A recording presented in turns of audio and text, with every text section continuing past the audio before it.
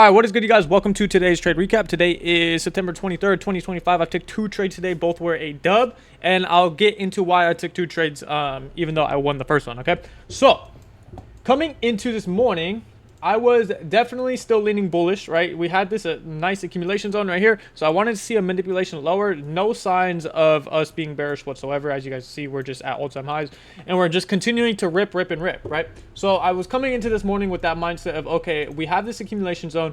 I want to see a manipulation lower, and then we can then look for longs from there. So what was lower? Well, we had this 1 hour for value gap that wasn't unfilled, but it barely got wicked into with this candle, so it still had potential to come back and for us to come back and revisit it. We also had this 4 hour, same thing right here. It barely got touched, so I was expecting maybe CE of this 4 hour to get hit.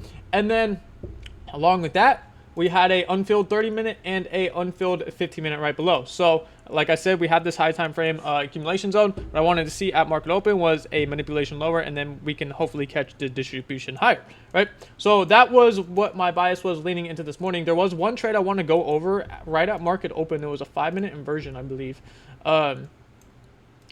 So the reason why this trade would have been valid in my eyes, according to what I've learned over the last year and a half of me trading, was that this would have been valid. Why? Well, because where is ES at this point in time? ES is all the way up here. It just swept out London highs, right? So now we have a London high SMT. However, the only reason why I did not take this was because, like I said, I was bullish on the day, right? So I didn't want to try to force a short setup, right? Have SMT or have my fucking stop loss right here at the mark, essentially the like 9 a.m. highs, right? Because as you guys see, the 9 a.m. highs also got taken out as well. So there was a double SMT, London highs, that 5-minute inversion. And then we had sell side right here at the bottom along with this unfilled 30-minute. So if you guys did go ahead and enter off this, kudos to you. But like I said, I was bullish on the day. So what I wanted to see happen at market open was a manipulation lower and then a distribution higher. And that's ended up what we ended up getting. We ended up getting a manipulation at market open. But as you guys can see, this trade would have ended up hitting to the unfilled 30-minute within what? Maybe 3 minutes, if that. Here's your entry right here. Stops at the SMT highs, almost gets stopped out, and then price runs, boom, right to your take profit. So that was trade number one. Obviously I did not take that, but you guys could have. It wasn't bad. I would rate it like a B plus, A minus. And then what did we end up doing? Well, we ended up shitting the bed coming into what? This 30-minute for value gap and this 15-minute for value gap. What else did we do? Well, we now have an SMT with, at this point in time, these 15-minute lows, these 15-minute lows, and all of this shit down here. As you guys can see, here is ES. ES is still trending a lot freaking higher, right?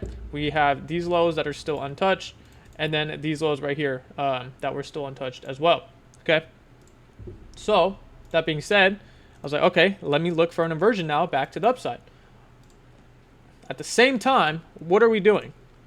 We're coming into this 1 hour order block. So here is also our high time frame narrative, along with the 4 hour, 1 hour, the 30-minute, the 15-minute. Now we, for value gaps, now we also have a 1 hour order block right here, okay? So what do? We come and tap into the order block. I can get this off my screen.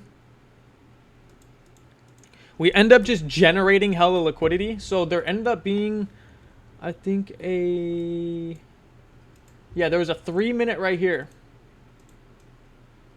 that if it would have got inversed, I would have entered and targeted the unfilled 5-minute above, which was right here, right?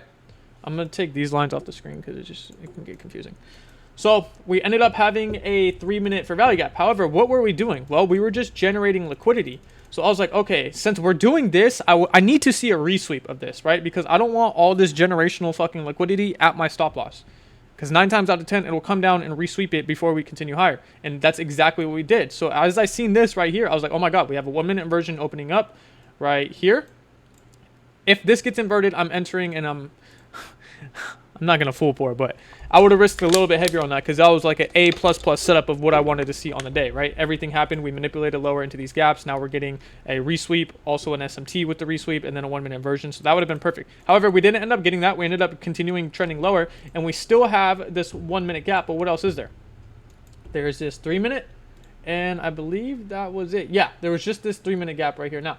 So I was waiting on this to get inverse. As you guys can see, these 942 lows ended up getting swept out, and then these 942 lows have still yet to get swept out. Okay, and then also these 15-minute intermediate lows have not been swept out either. So we just have a whole bunch of bullish SMTs going with this. Okay, so with that being said, what do we end up getting? We end up getting a 3-minute inversion right here, and I set my limit order at the CE of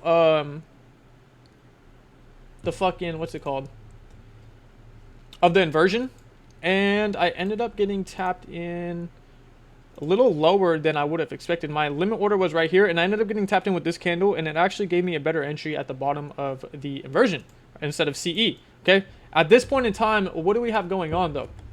So we have news at 9:45. What time is it right here? It's 10:07, right? Where is our 9:45 news candle? It's right here. Didn't really do anything, and we took out both sides of it, so it's pretty much irrelevant. And then we also had Trump speaking at 9:50, but he didn't end up speaking until like 10:15. We were watching it live in the Discord. So at this point in time, he wasn't even talking yet. It was the Brazilian president. So what did I end up doing? Well, I just entered. Why? Because it's everything I needed to see happen. I have an unfilled now I have an unfilled 15-minute gap above me. I also have an unfilled 5-minute gap above me. Okay, I have a internal SMT. I have all these high time frame narratives that say, okay, we're at least going to push higher for the time being. And we got a 3-minute inversion confirming my entry. Okay, so again, limit order at the inversion. And well, what ended up happening? My stops were right here at these lows because I didn't want to make them go down any much longer. I felt like if, okay, we're coming down here, then we would for sure come down here. So I like this spot right here for our reasons. Okay, and I'll go over my top step in a second because my top step, I got a way worse fill. And that's what this dashed line is right here. This is my TP on top step. And it did not end up getting hit, it ended up getting edge. And you guys will see in a second. So as you guys see, this is when Trump started talking. He started talking about tariffs and the war with or Iran's nukes, and then the war with Israel and Gaza. So it's plummeted just a little bit. We ended up just coming down and taking out these, and we created a SMT, and I believe that is why the SMT saved us, because ES ended up coming down and sweeping out all these lows. So still in this trade, right? We're just chopping around. I was in this trade for like 40 minutes. I was just fucking around with my Discord at this point. I was just waiting for something to happen. And then all of a sudden at 10:41, we just get a fucking Drake up to the unfilled 15-minute. I'm like, cool, okay, I'm filled here, but let me show you guys my top step. Hold on.